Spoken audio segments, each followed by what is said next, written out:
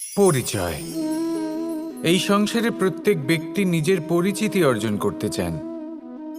পরিচিতি অর্থ এটা নয় যে আপনার নাম কি। পরিচিতির অর্থ হলো এটা যে প্রত্যেক ব্যক্তি এটাই চায় যে এই সংসার আমাকে চিনবে, জানবে আর আমাকে সম্মান করবে।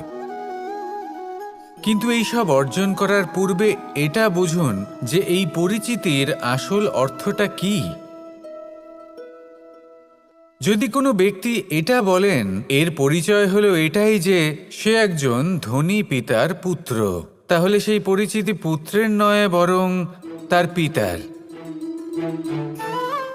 যদি কেউ এটা বলে যে সেই ব্যক্তির পরিচয় হলো সে খুব সুন্দর, তাহলে সেই পরিচয় হলো তার রূপের, সেই ব্যক্তির নয়।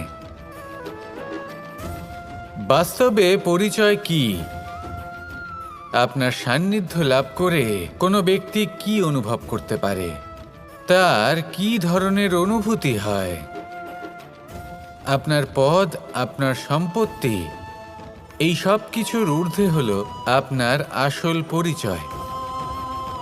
যদি কোনো ব্যক্তি আপনাকে স্মরণ করেই প্রসন্ন হয়ে যান, তাহলে সেটাই হলো শ্রেষ্ঠ পরিচয়।